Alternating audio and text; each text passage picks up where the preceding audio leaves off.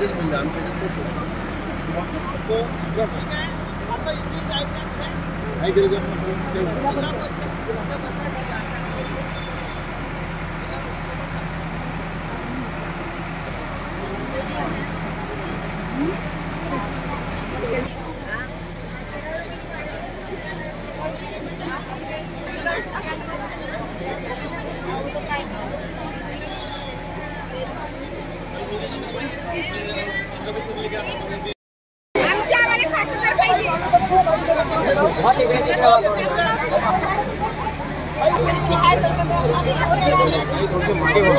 सर्वांत येते मागे या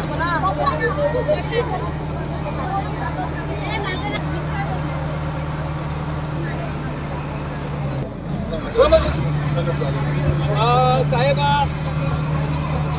राज्य सरकारकडे त्यांनी सांगितलं 1 तारखेला सांगितलं होतं की आशांना आम्ही 7,000 रुपये हे पत्र दिलेलं आहे.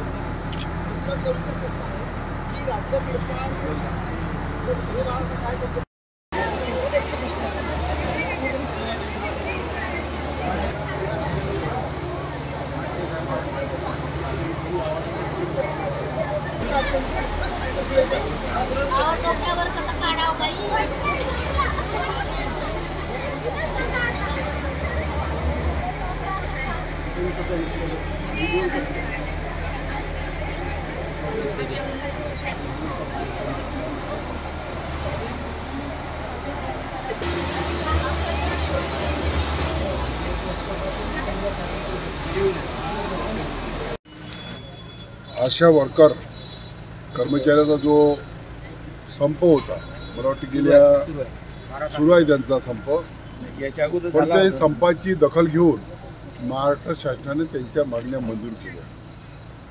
फक्त GR निघायचा आहे, त्याच्यामुळं त्यांचा संप चालू आहे. पण मला वाटते आज उद्या 2 दिवसात हा GR निघेल.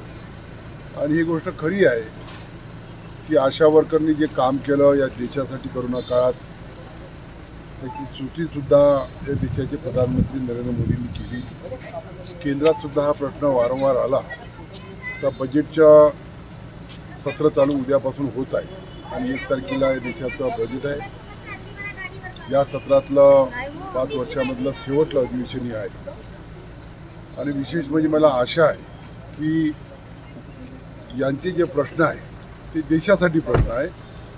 महाराष्ट्र सरकारनं जे काही वाढवायचे ते वाढवले, पण देश पातळीवर सुद्धा यांचं मानधन वाढवावं या दृष्टीने त्यांचे प्रयत्न आहे.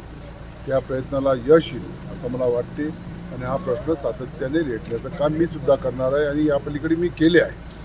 मी या ठिकाणी आशा वर्करचं मनापासून आभार मानतो की त्यांनी अत्यंत साध्या भाषेत, साध्या याच्यात कुणालाही त्रास न होता आंदोलन केलं आणि फार मोठ्या प्रमाणात आंदोलन केलं.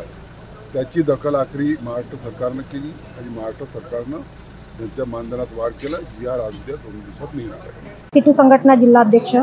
आज आम्ही खासदार साहेबांकडे गेलो होतो यासाठी की 2018 पासून केंद्र सरकारने आमचे एकही रुपये मानधन वाढवलेले नाही आहे. त्यासाठी आम्ही राज्यासोबतच केंद्र सरकारने सुद्धा आमचं मानधन वाढवण्यामध्ये काहीतरी सहभाग करावं, यासाठी आम्ही आज खासदार साहेबांना निवेदन द्यायला गेलो.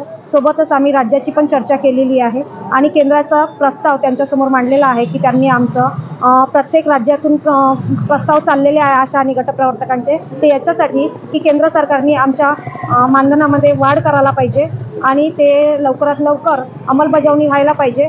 कारण आता लवकरच इलेक्शन निघून राहिलेलं आहे. त्याच्या आधी त्यांनी असं म्हटलं आहे आम्हाला का 1 तारखेला मीटिंग होणार आहे, त्यांची अधिवेशन होणार आहे. त्या अधिवेशनमध्ये त्यांनी आमचा प्रस्ताव आशा आणि गटप्रवर्तकांचा त्या अधिवेशनामध्ये प्रस्ताव मांडायला पाहिजे एवढं आमचं मत होतं. आणि म्हणून आम्ही आज खासदार साहेबांकडे दोन्ही संघटना सिटू आणि आयटक जाऊन त्यांना आमच्या ज्या काही मागण्या होत्या त्या त्यांच्या पुढे मांडलेल्या आहे आणि आमच्या व्यथा व्यक्त केल्या आहेत. एवढे बोलते मी माझे. बघा, लोकप्रतिनिधींनी आशा आणि गटप्रवर्तकाचे प्रश्न लोकसभेत मांडावे आणि केंद्र सरकारने मागील 2019 पासून या ठिकाणी कुठलीही वाढ दिली नाही.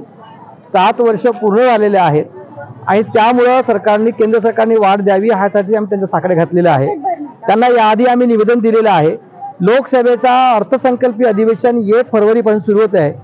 आणि म्हणून 1 फरवरीमध्ये या आशा आणि गटप्रवर्तकाचा मानधनवाढीचा तिढा सुटावा यासाठी त्यांनी बोलावं, ही आमची त्यासाठी भूमिका होती. आज परमपूज्य महात्मा गांधी यांचा 77वा शहादा दिवस आहे आणि म्हणून शांततेच्या मार्गानं आज हा आंदोलन आशा गटप्रवर्तक मागच्या 12 जानेवारीपासून करतायत.